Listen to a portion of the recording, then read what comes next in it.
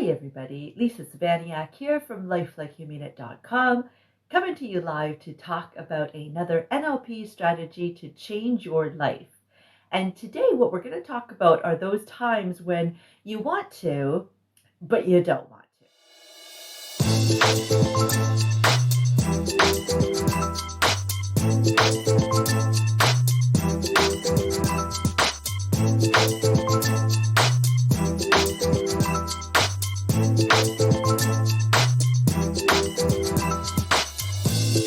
Everybody knows what I'm talking about. It's that, those times when you're like, I'm going to get more fit, but I don't want to work out. Or, I'm going to get more fit, but I don't really want to change what I'm eating. Or, I'm going to have more salad in my life. I don't really want more salad in my life, right? I'm going to start running. No, I'm going to sleep in, right? Those types of things when we are kind of at polar opposites. And it seems like we are sabotaging ourselves.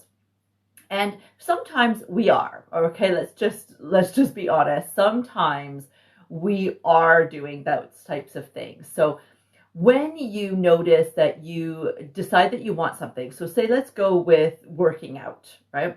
Now I get it, we're still in COVID crisis over here, and so not all gyms are open, and you might not choose to go to a gym, but just for argument's sake, let's use the decision that you are going to start going to the gym.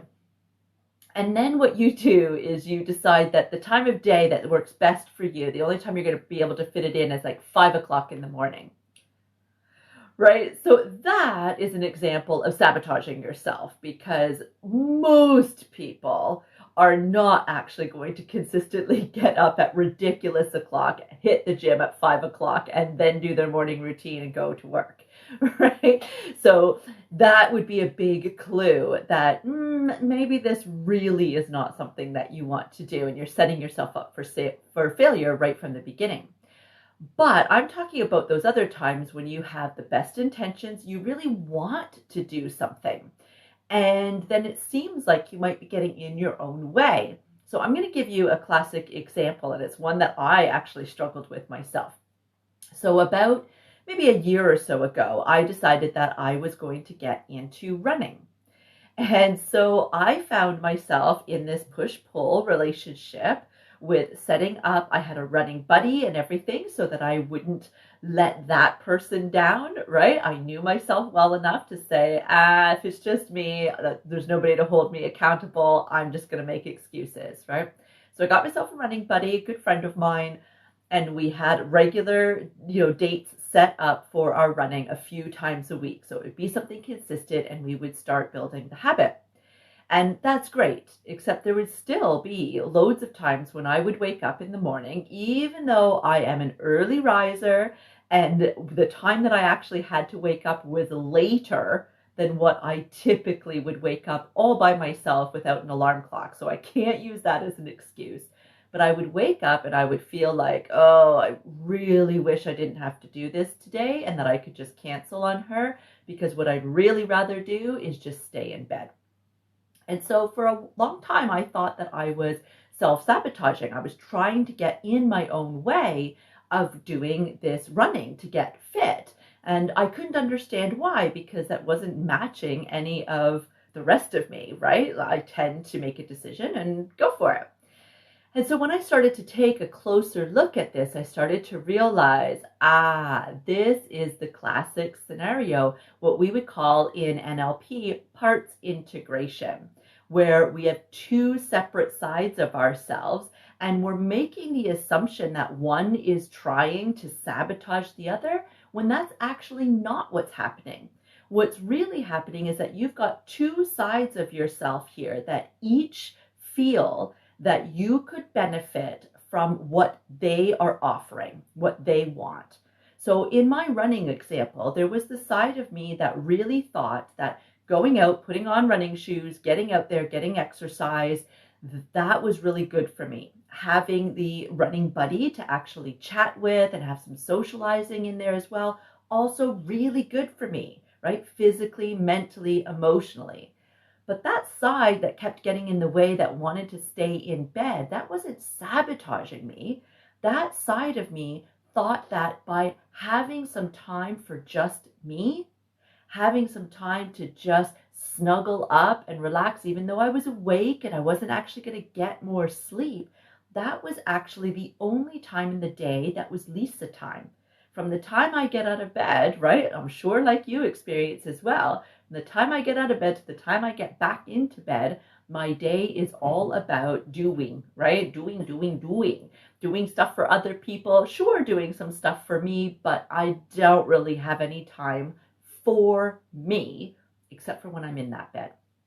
And so I realized that that part of me was also feeling like by staying in bed, I was becoming more fit mentally and emotionally, right? So we're not dealing with a side where I need to feel bad about myself for wanting to cancel on some things because I wanted to stay in bed instead. I didn't have to feel like I was being lazy. What I really needed was awareness. I really needed to become aware of what these two parts of me really wanted, what the positive intention was that they each had because they had it, and then figure out how I could integrate them so that they both feel like the needs are being met, so that it's not a one or the other. So is there something, sometimes this works out that you come up with a whole different activity to do that you feel like you're actually bringing in these two different parts.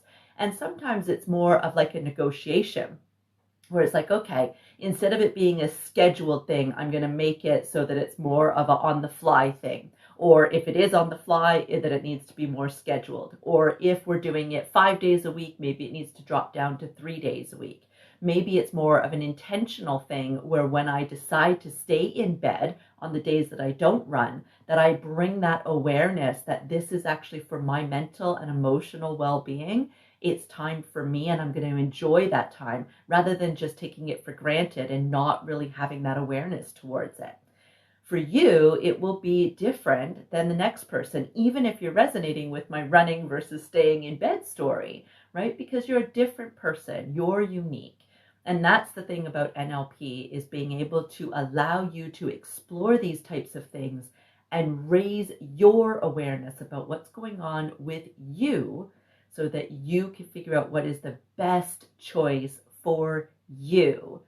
So I hope that that helps and makes a whole bunch of sense. I would love for you to get in touch if you would like me to talk about something in particular. Please DM me. Go and check out my other videos that are in my IGTV or on my YouTube channel or my Facebook series, whichever you are watching this on. And please, please, please let me know how these videos are helping you. If you'd like to jump into a free discovery call, then please head on over to lifelikeyoumeanit.com/calendar. I would love to meet you and find out what's going on in your life. Bless.